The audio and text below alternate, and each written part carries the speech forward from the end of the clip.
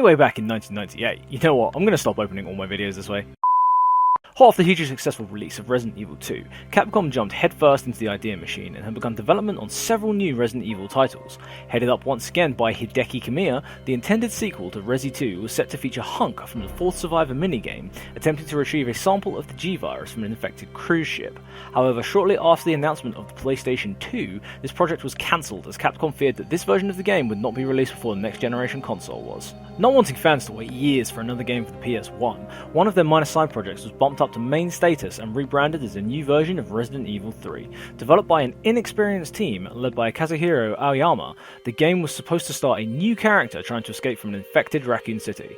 However, after the game was made main series, Capcom freed up Resident Evil 1 protagonist Jill Valentine to return and take over the lead role. The story this time around was not written by Capcom's flagship studio, but was still proofread by them at monthly intervals to maintain in-universe continuity. Resident Evil 3 uses the same engine as its predecessors, utilising the pre-rendered detailed backgrounds and static cameras to free up polygons for characters, enemies, and this time around interactable environmental elements as well. Instead of being set inside a building similar to the games that laid the groundwork before it, this time you explore the urban apocalypse of Raccoon City itself. Rather than arriving after the events of an outbreak, Jill is stuck slap bang in the middle of it, and as a result, the team increased the number of available enemies on screen at any one time up to 9 to fully simulate the hordes that would be lurking in the ruined streets and alleyways. This also allowed them to create more varied environments to better showcase the city, and offered up a more action-packed experience and feel than the past two games. Originally referred to as Biohazard 1.9, as some of the events of the game take place before Resident Evil 2, it was developed alongside the Dreamcast version of the next game in the series, Resident Evil Code Veronica. Even though Code Veronica is set 2 months after both Resi 2 and Resi 3, project supervisor Yoshiki Okamoto wanted this game to be the third entry in the numbered series to keep consistency among the PlayStation 1 games. Starting out with a team of only around 20 people, it grew to a larger team of about 40 nearer to release. With the game focusing on only Jill Valentine as the single protagonist, unlike Resident Evil 2's multiple characters, Resident Evil 3 Nemesis was released on a single disc and available for us to get our filthy mitts all over only 1 year later in September 1999. He's after STARS members. There's no escape. Gonna hit you with a quick spoiler alert. Full story spoilers coming up now for a 22-year-old game. If you don't want story spoilers, that's absolutely fine. You've got time now to click the timestamp below, which will skip you straight to the gameplay section. However, I highly recommend you do watch the story because it's far fucking better than that stupid remake bullshit. However, if you still don't want to be spoiled and you want to play the original game and experience it in all its glory, like I highly recommend you do, click the timestamp below. Right, they're gone? Then let's do this thing. This time around, it's September 28th, 24 hours before the arrival of Leon and Claire and the events that they witness in Resident Evil 2. Following the aforementioned outbreak, the majority of the denizens of Raccoon City have been turned into zombies, and former STARS member Jill Valentine is attempting to escape the city with her life. Fleeing through the Uptown district after escaping her burning apartment building, Jill encounters her friend and former comrade Brad Chickenheart Vickers, still alive and headed for the safety of the familiar Raccoon Police Department. However, upon reaching the supposed safety of the RPD, Brad finally meets his end and sets up his appearance in Resident Evil 2 at the hands of a terrifying new foe, the Nemesis T-Type. Before his death, Brad revealed that the Nemesis is one of Umbrella's ultimate creations, programmed to track down and eliminate surviving STARS members as revenge for destroying their labs and research during the events of the first game. Pursued by Nemesis across the city, Jill encounters Carlos Oliveira, a surviving member of the UBCS, the Umbrella Biohazard Countermeasure Service, a ragtag group of criminals and convicts given a second chance by Umbrella by serving as a private army designed to kill their monsters and maintain public face. Regrouping with the rest of his team aboard one of the city's trams, Jill meets Nikolai Zinoviev and the wounded Mikhail Victor. Nikolai explains that a rescue chopper can be contacted to pick them up by ringing the bell at the nearby St. Michael's Clock Tower, but the tram needs to be repaired before they can get there. Multiple variations on how events can happen occur whilst Jill is searching for parts for repairs, but Nikolai is presumed killed. Tracking them down to the cable car, Nemesis attacks, but the dying Mikhail goes out like an absolute boss and sacrifices himself with a grenade. The ensuing explosion derails the cable car, and Jill and Carlos are separated as it crashes into the clock tower's courtyard. Jill summons the chopper, but Nemi shows up once again and shoots it down, resulting in it crashing into the tower itself. He infects Jill with the T-Virus using his noodly appendage, but she is able to drive him off before losing consciousness. Carlos finds her and protects her while he searches Raccoon City Hospital for a way to create a vaccine to save Jill. Narrowly avoiding the hospital's destruction after someone mysteriously sets off some explosives, he dodges a mutated Nemesis while heading back to her. After he administers the vaccine to Jill, she wakes up 3 days later after the events of Resident Evil 2 have occurred on the morning of October the 1st. Jill heads to the city park to look for Carlos and a way out of the city. In the Gravekeeper's cabin in the park cemetery, she finds a hidden room and overhears a message from the Umbrella higher-ups telling their operatives to pull out. Nikolai suddenly reappears and, impressed by her stubborn will to stay alive, reveals that he is one of said operatives known as the Supervisors. These Supervisors have been sent in by Umbrella to collect combat data on their BOWs, and their UBCS underlings are unknowing pawns being sacrificed for their benefit. He flees after the arrival of a giant mutated worm dubbed the Gravedigger. He who controls the spice controls the universe. Jill faces it down and kills it before heading to the water treatment plant at the edge of the park. The factory turns out to be an Umbrella-run facility for the secret disposal of failed experiments and BOWs. After dodging the still persistent Nemesis, she meets Carlos inside, who reveals that the government have decided to launch a nuke at Raccoon City to halt the spread of the T-virus. After disposing of Nemesis in an acid pit, Jill learns that the countdown to the missile strike has begun and encounters Nikolai one last time. Hijacking the chopper Jill and Carlos intended to use to escape, he threatens Jill, but she is able to shoot him down, killing him for good this time. Nemesis appears again as a grossly deformed monster, and after gaining mass, faces off against Jill at the rear of the factory. With the help of a handily placed nearby railgun, Jill finally finishes off her Nemesis once and for all. Yeah, do you see what I did there? Right before the missile hits, our hero of Resi 1, big ol' Bazza Burton, our Bezzy mate, arrives in a chopper in the nick of time to rescue Jill and Carlos. Watching from the chopper as they escape, Raccoon City is vaporized by the blast, bringing a tragic end to the Raccoon City saga. He was as good as dead. And it took fewer bullets to kill him now than it would have if he had transformed. Much like Resident Evil 2 before it, this game is not shy on the action-packed plot. However, unlike Resident Evil 2 before it, this game only comes on one disc. Owing to its short 1-year development cycle, Resi 3 is just one whole story from start to finish, doing away with the separate characters' narrative. Now, I know I gushed about how awesome that was in the previous video, but it's definitely not a bad thing in this game. Following Jill as she progresses through the devastated Raccoon City really means you can get a feel for her plight to escape against the overwhelming odds. It's a nice throwback to the original game as well, playing solely as Jill as she investigated the spooky shenanigans at the Spencer estate. Technically, you do get to play as Carlos for a bit, a little over the halfway mark in the game, as he scrabbles to save Jill from the T-virus, but this is just a section where the action just shifts onto him when the story needs it to, rather than a whole separate campaign. The story this time around, while being focused on escaping the city, is now a much more tense race against time to avoid being atomized on a molecular level, and having one straight narrative to follow puts you squarely in that hot seat and allows you to experience the full terror of the zombie apocalypse. The same core gameplay remains again, carried over from the last two installments, which, if you've played both, you can slip comfortably back into like a disgusting old pair of slippers. This go around, however, there have been few quality of life improvements. To help emphasise the shift to a far more action-orientated game this time around, the basic gameplay's had a few tweaks and upgrades. While auto-locking onto an enemy was a feature you could turn on in Resi 2, it's now a standard feature, snapping Jill to face the nearest enemy with just a push of the aim button. Stairs are now part of the environment too. Before you had to push the action button to climb up and down staircases, even if they didn't change the room that you were in. Now Jill can run up and down them as she pleases, and you can even position yourself on them for some cheeky shotgun headshots. It's not all a picnic in Raccoon Park though, as the zombies and other creatures can also use stairs to get to you. A quick turn feature has been implemented as well, allowing you to get out of tight spaces a lot easier.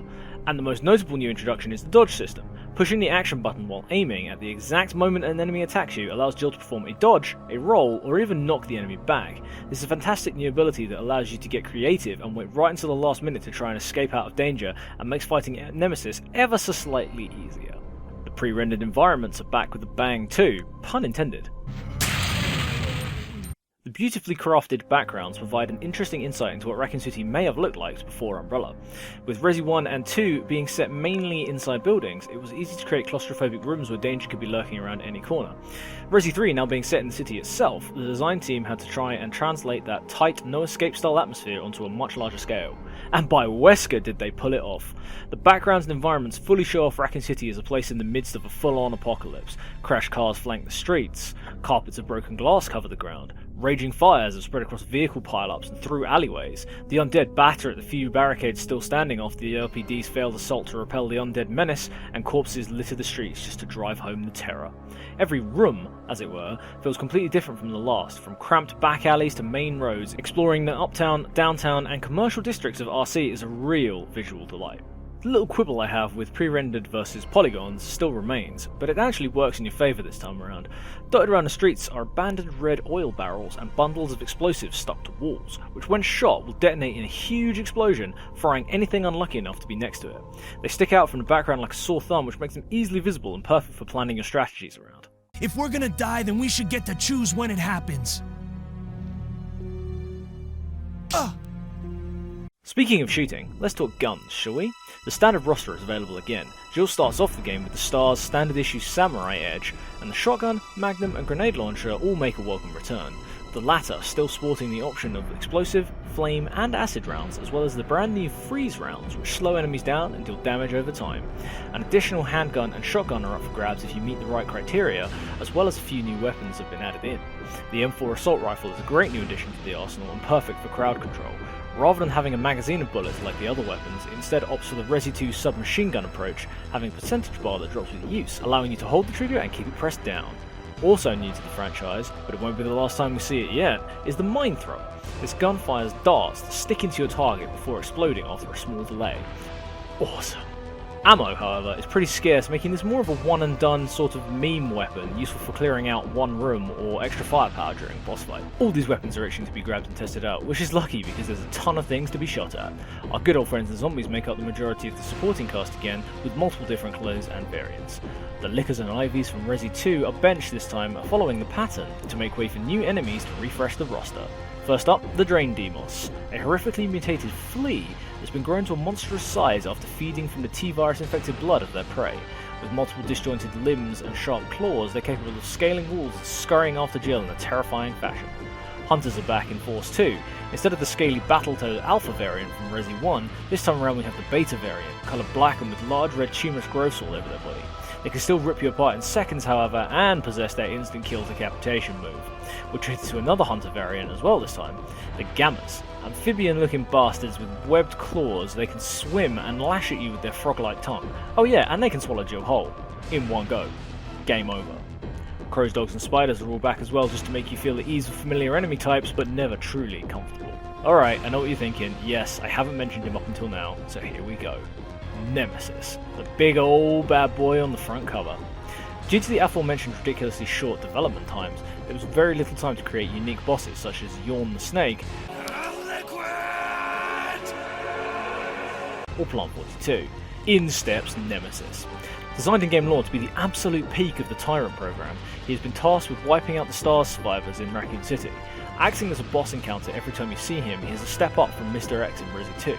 Apparently modelled after the relentless T-1000 from Terminator 2, Nemi is capable of running at speeds faster than Jill, in possession of a powerful right hook, and an instant kill grab move. He is an absolutely formidable opponent. Oh, and did I mention that he can go through doors? It's entirely possible to run from him into other areas, however doing so will just piss him off and he'll appear through the door usually used in Hot Pursuit. Ordinarily, I think it's lazy for games to reuse the same boss over and over again, but here it just kind of works. The encounters with him are spaced out enough, you have no idea when he's going to show up again or where, and you may be unequipped to battle him or just trying to retreat to a save room to save your progress and heal up with harbs. He has an ominous theme playing behind him when he spots you, and when you run from him, an equally uneasy theme plays to remind you he is still stalking you, and it even plays over the usual relief-inducing save room theme, letting you know that nowhere is safe. Oh yeah, and he also packs a rocket launcher. Not only that, but if you're playing on hard mode, actually battling him has its benefits. Putting him down once won't do it, as he will get straight back up and resume the assault. Putting down a second time, however, you'll drop an incredibly useful item. All that, coupled with the open-ended multiple-choice adventure from the first half of the game, he may very well show up somewhere completely different the next time you play, truly earning his name. Oh, I'm sorry, did multiple-choice adventure catch your interest? The core puzzle, as it were, for the first half of the game requires Jill to find 4 unique items in order to repair the cable car and get it moving again. Once you reach the downtown area of the game, the city opens up with multiple paths for you to take to look for said items. The 2 main points of interest are the restaurant and the press office. Depending on which one you visit first, you will meet Carlos of the UBCS and encounter Nemesis again. The second place you visit will have a key item needed to reach the cable car in it and be full of zombies. However, if you visit them in a different order the next time around, Jill's meeting with Carlos will be different, complete with different dialogue, Nemesis encounter, and the key item will now be moved to the second location. Not only that, but the choices you make here will affect potential scenarios later on in your quest. Fleeing either meeting point with Carlos after taking down Nemi will cause Carlos to run off. He will appear again at the city gas station and save Jill from a zombie horde before it explodes. Nikolai will then show up and execute another member of the UBCS at the Umbrella sales office before his supposed death at the hands of a zombie horde.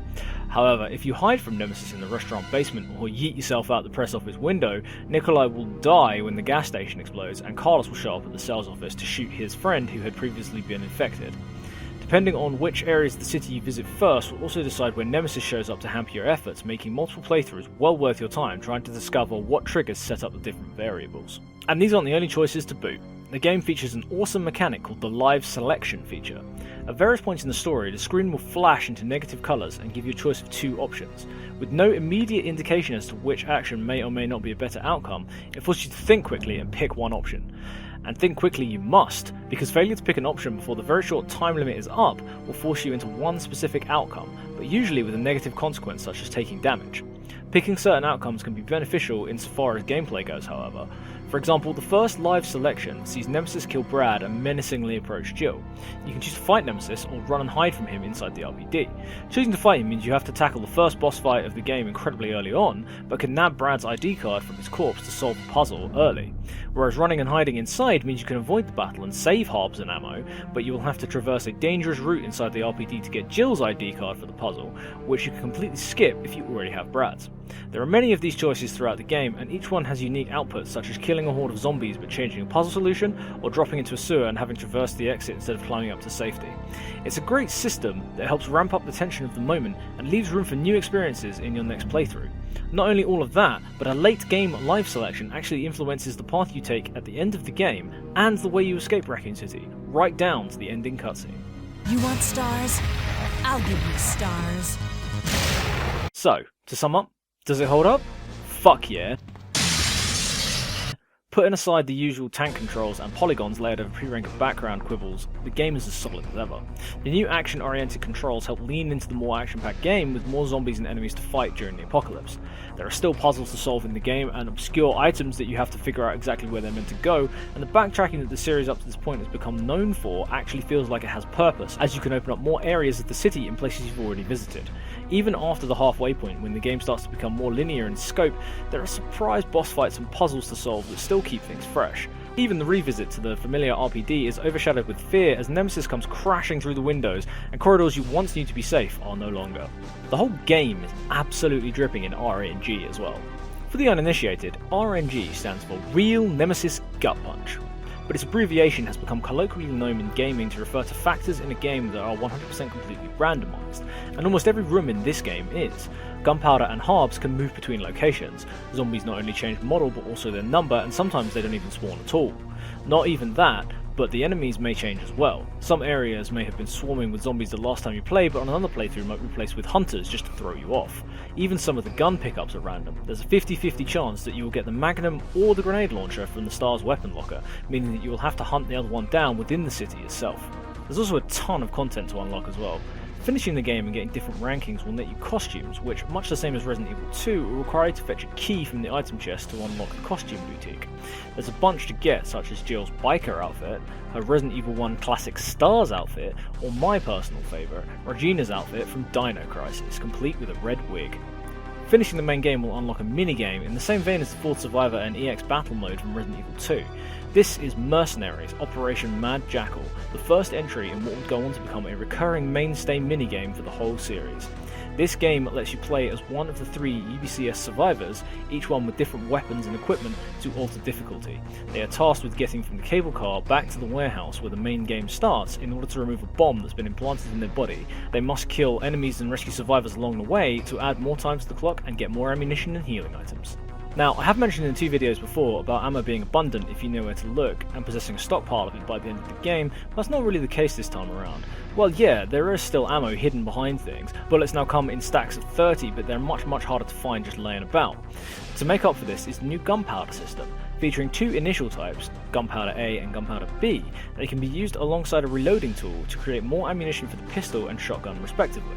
Combining the same types together will get you more of that ammo when used with the reloading tool. Combining them together will get you the rare Gunpowder C, which can be used to create different grenade launcher rounds, and ultimately a stack of 3 Gunpowder Cs will net you the uber rare Magnum rounds. Creating the same type of ammo over and over again will net you bonus bullets the more you do it, as Joe gets better at crafting them, and after crafting handgun bullets or shotgun shells 7 times, you're offered the chance to craft enhanced versions of these ammunition, which are far more powerful and even stop Nemesis in his tracks. It's a great system which adds a whole new layer of tacticality to your playstyle as you pick and choose which ammo you want to make to help you through. Speaking of Nemesis, he is one tough cookie and he can definitely put people off the game, including me. If you choose to play on hard mode, the initial 2 encounters with him can be tough, especially if you've used all your ammunition on zombies that have been in your way. However, it's worth pushing past this difficulty spike, as after you open up the rest of the city, the game becomes much more open and way more fun. As I mentioned before, on hard mode he drops items when you beat him, depending on how many times you have beat him up to that point. He drops weapon parts for new guns that you can use, first aid boxes that can carry up to 3 first aid sprays in 1 item slot, and if you've killed him at every single appearance up to that point, something tasty on his final fight in the clock tower. On your first playthrough, he will drop an assault rifle, which is pretty decent for the rest of the game to come. However, on any New Game Pluses you play on the same save file, beat him every time up to that point again and he will drop a box of infinite ammo. Combine this with any weapon in your inventory and you have an infinite ammo gun for the rest of that game. Fucking sweet! Plus, there's nothing stopping you running from him in these first 2 encounters if you just want to press on with the game, and if you want, there's even an easy mode for the game, where you start with almost every single weapon in the game in the item box, along with a ton of ammunition for them as well. The game also takes place both before and after the events of Resident Evil 2, providing a nice link to the game before it, and with Jill being the protagonist, a firm link to the series as a whole. Revisiting the RPD is a lovely touch as you can get comfortable in the familiar surroundings and point out references you know before moving on to the more dangerous areas of the city. And if you're nitpicky like me, you can also question why some of the doors are boarded up and why Marvin is already dead if these events take place before Resident Evil 2, but that doesn't really take anything out of the gameplay itself. The soundtrack beautifully accompanies your last escape, and I was going to say that none of the tracks really stand out as much as some of the Resident Evil 2 tracks did to me, but on recent playthroughs of the game I had a number of them stuck in my head for days to come after I'd finished playing. There's action themes for the streets, interesting tracks for the clock tower and hospital making you think about what you might encounter around the next corner, and the amazing final boss fight Nemesis theme. Some of the streets don't even have music at all, rather just the chilling whistle of the wind and the moans of the undead hordes growing restless. All of this music in the game is a great accompaniment for the different areas of Raccoon City, whether you're fleeing Nemi through the commercial district, shops and restaurants, or dodging BOWs in construction sites or power plants. All in all, Resident Evil 3 is an amazing final chapter in the Raccoon City trilogy of original games. Begging for multiple playthroughs to uncover all its secrets and different outcomes, it is a perfect ending for the PS1 era of Resi. Pulling off a game of this scope and actually achieving what it was set out to do with the extremely narrow time frame is a fantastic accomplishment for the team, and this game is definitely up there with Resident Evil 2 as the absolute highest points of the entire series. Do yourself a favour now, forget the crappy remake bullshit and give this game a go instead. You honestly will not regret it. Go and do it now, or Nemi will come visit you in your sleep and shout "Stars" in your ears repeatedly. It's the end.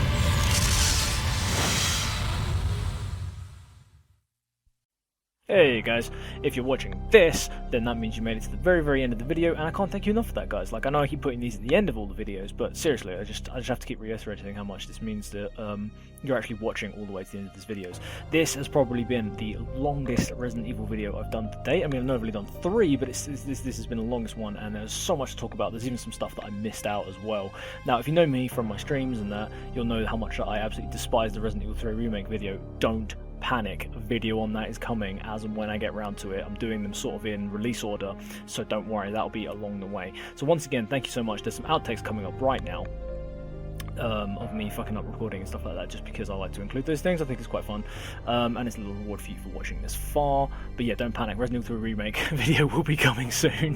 When I get round to it, it will be coming, and we will get fully into that. That's going to be fun. But yeah, thank you so much, guys. This really means a lot that you stick around and watch this much. So yeah, outtakes coming up, and I'll see you in the next stream, guys. Thank you so much for your support. And you can even stop to position yourself on them for some cheeky snot gun. Cheeky snot gun. Now Jill can run up and down them as she pleases, and you can even stop to position yourself on fuck's sake. September the 9th, and all through the house, nothing is stirring, not even a mouse, so Philbo decides to record some audio, and every fucker comes out of the woodwork to do something in the background. Speaking of shooting, let's talk guns, shall we? The standard roster is... Oh, my eye is twitching like a bastard. Why? Will people stop doing things outside while I'm trying to record stuff, please? Inconsiderate.